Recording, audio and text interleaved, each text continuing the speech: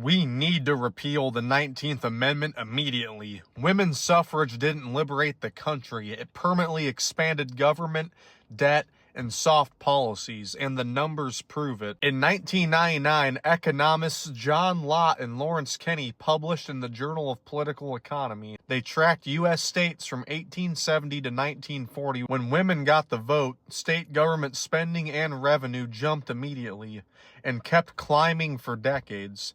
Representatives started voting more liberally, and that's not opinion, that's the peer-reviewed finding. Suffrage didn't just add voters, it changed the size and scope of government. Fast forward, Pew data shows men are consistently about 11 points more Republican than women.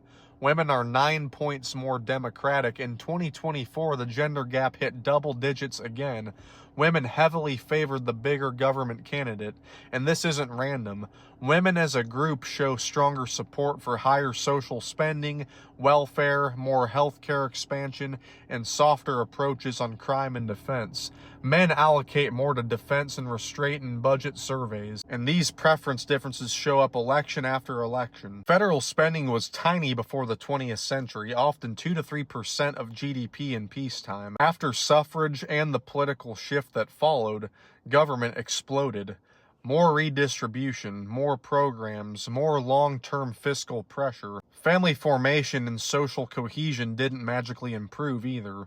If the goal is smaller government, lower debt, harder consequences for crime, and policies that reward production over feelings, the voting data says the current electorate structure works against it. Removing the 19th restores a franchise weighted toward those historically more aligned with limited government and long-term responsibility. This is not about hating women, it's about results. Societies that ignore group differences and political preferences get the government those preferences produce.